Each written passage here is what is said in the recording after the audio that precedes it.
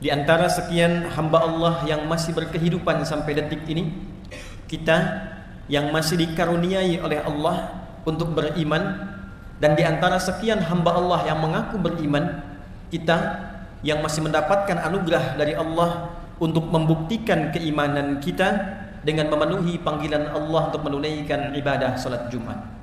Dan Jumat di dalam Al-Quran spesial memanggil kepada kita semua dengan panggilan iman, untuk memberikan kesan bahwa respon untuk Jumat itu hanya akan bisa diikuti bagi para pemilik iman.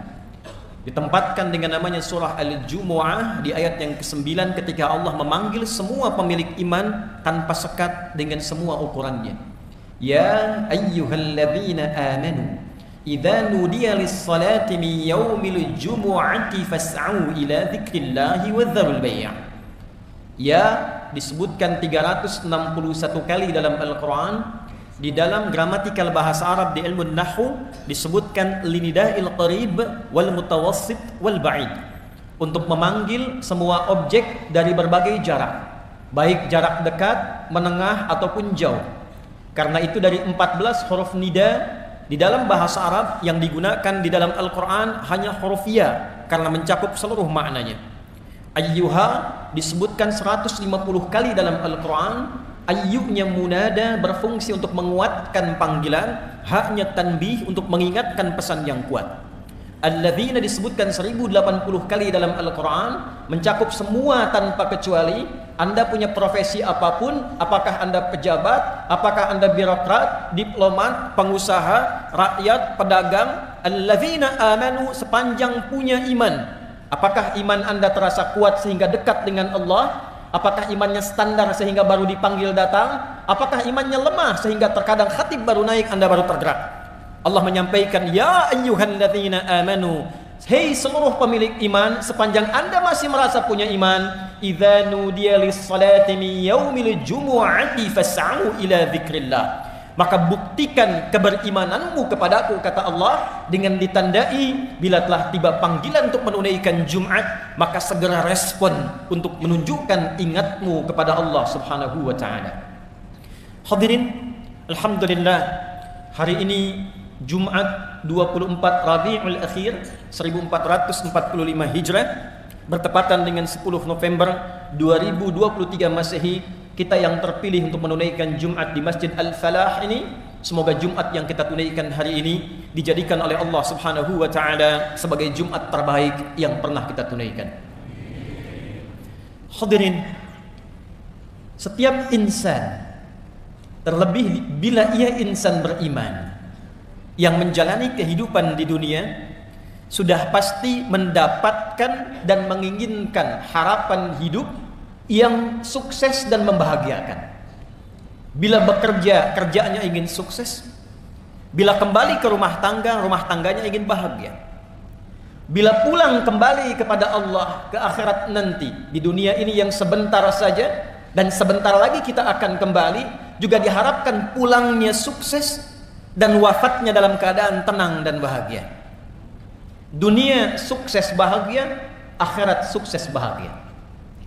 Di dalam diksi Al-Quran, bahkan dalam bahasa Arab standar, jika kita menggabungkan sukses dan bahagia itu, baik kita harapkan didapatkan di dunia yang sebentar ini ataupun di akhirat yang sebentar lagi kita akan hadapi, maka kata yang mewakili sukses dan bahagia itu disebut dengan falah namanya. Falah. Jika sukses saja disebut dengan fauz, jika bahagia saja disebut dengan farah, fariha yafrahu. Tapi bila kita menggabungkan sukses dan bahagia disebut dengan falah namanya.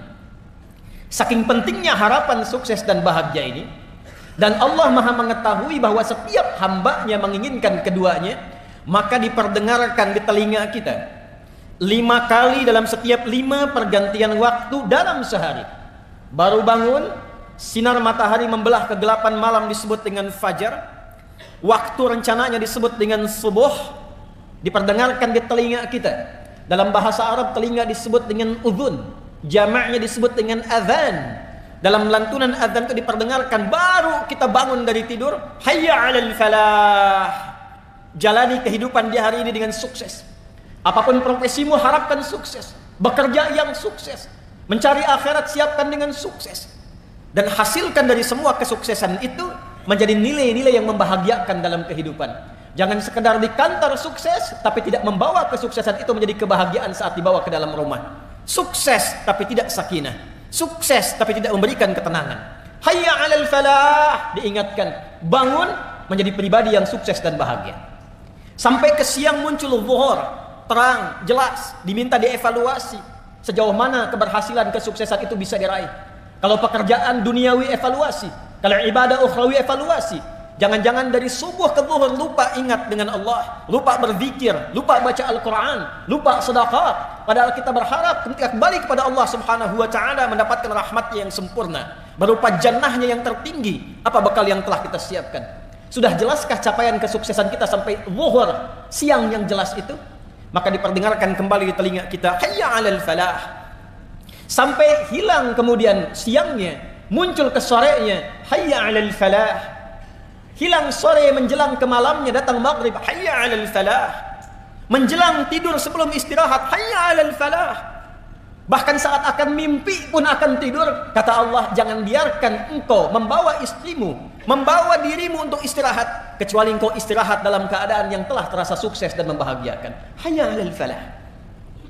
Hadirin, kembali kepada nilai-nilai Quran. Tidaklah menjadi seorang muslim, apalagi mengatakan seorang mukmin, kecuali dia membawa visi hidup dunia akhiratnya sukses dan bahagia. Orang yang sudah menggenggam sukses dan bahagia dan berusaha mempertahankannya, maka dirubah katanya dalam Al-Quran dari falah menjadi aflah. Orangnya disebut muflih, jamaknya disebut dengan muflihun. Menariknya, ketika Allah mendeklarasikan dalam firman-Nya saat membuka detil penjelasan Al-Quran setelah diintisarikan dalam Al-Fatihah dan dibuka dalam Al-Baqarah, maka pedoman pertama yang diberikan pada Rasulullah SAW untuk disampaikan, diajarkan dan dituntunkan pada umatnya adalah pedoman untuk mencapai dan menjadi orang-orang sukses dan bahagia dunia akhiratnya. Perhatikan turunan ayat Al-Baqarah dari 286 ayat itu dibuka dengan ayat pertama sampai dengan ayat yang kelima. Maka inilah golongan pertama dari 3 golongan yang berkehidupan di bumi, dan 3 inilah yang akan kembali ke akhirat saat dihisab dan menentukan masa depan mereka dan akhir kehidupan abadi mereka di akhirat kelak. Golongan pertama adalah golongan sukses dan bahagia dunia akhiratnya. Al-Baqarah di ayat yang kelima. Ulaika ala hudam min rabbihim wa ulaika humul muflihun. Ulaika ala hudam min rabbihim. Ada golongan yang kata Allah mereka itu senantiasa diberikan petunjuk oleh Allah Subhanahu wa ta'ala.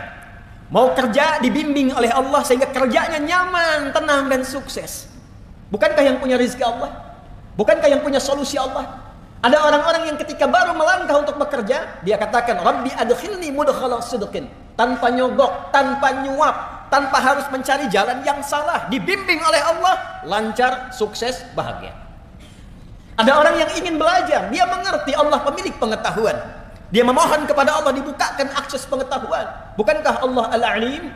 Maka dia dekati Rabbnya, dia dekati Allah Subhanahu wa ta'ala, dan dia ikuti pedomannya. Ulaika ala hudam min rabbihim. Maka diberikan petunjuk oleh Allah Subhanahu wa ta'ala, dibimbing, mendapatkan lompatan kecerdasan, mudah memahami, mudah untuk mengamalkan semua aspek kehidupan, baik dengan tenaga, baik dengan ilmu, baik dengan harta, baik dengan pengetahuan. 4 aspek yang menjadi bekal kehidupan manusia di dunia ini diberikan pedomannya oleh Allah sehingga mudah diantarakan kepada kesuksesan dan kebahagiaan. Dan 4 golongan inilah yang dibimbing oleh Rasulullah SAW, baik dalam fase Mekah, terlebih dalam fase Madinah, kurang lebih 23 tahun, kurang lebih dalam durasi tugasnya Nabi SAW dalam berdakwah, menghasilkan 4 golongan utama yang kaya, posisi tingkat tertinggi kekayaannya, bahkan sampai sekarang masih didapatkan asetnya seperti yang Utsman bin Affan radhiyallahu taala anhu. Bagaimana transformasi kekayaan Abdurrahman bin Auf radhiyallahu taala anhu yang sampai sekarang belum mampu disaingi oleh orang terkaya di muka bumi dengan aset yang kalau dikonversi sampai saat ini berjumlah 72.000 triliun. Siapa yang tidak kenal dengan Abu Bakar As-Siddiq? Siapa yang tidak kenal dengan Umar bin Khattab? Di aspek pengetahuan ada Ali bin Abi Thalib, ada Abu Hurairah radhiyallahu taala anhu, ada Salman Al-Farisi radhiyallahu taala anhu, dan semuanya sukses melintasi zamannya, berbahagia, diingat, dikenang oleh setiap zaman dan masa yang telah bahkan dilaluinya. Hadirin, ulaika ala hudam mir rabbihim wa ulaika humul muflihun. Dan sebelum kata muflihun, Allah tegaskan dengan menggunakan dhamir, kata ganti munfasil yang berfungsi dalam ilmu balaghah sebagai ta'kid, penguat pada informasi yang disampaikan. Rumus tafsir mengatakan, jika tidak dirinci siapa yang dimaksud orangnya, tidak disebutkan namanya, maka pedoman itu berlaku bagi setiap orang, setiap zaman, setiap masa yang menginginkan capaian yang sama, ingin sukses, ingin bahagia, ingin dikenang di setiap masa sampai ke akhirat mendapatkan kesuksesan dan kebahagiaan itu. Dan saking pentingnya ini, Allah menegaskan dengan taukid, wa ulaika humul muflihun. Di luar Al-Quran bisa kita katakan wa ulaikal muflihun, tapi Allah tegaskan lagi dengan kata hum untuk memberikan kesan.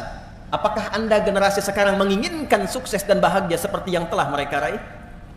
Apakah Anda menginginkan kehebatan yang dikenang seperti yang telah mereka raih? Jika Anda menginginkannya, masuklah pada golongan muflihun di ayat ini dan ikuti setiap tahapan-tahapan yang telah diterangkan dan dipedomani dalam Al-Quran pada ayat-ayat sebelumnya.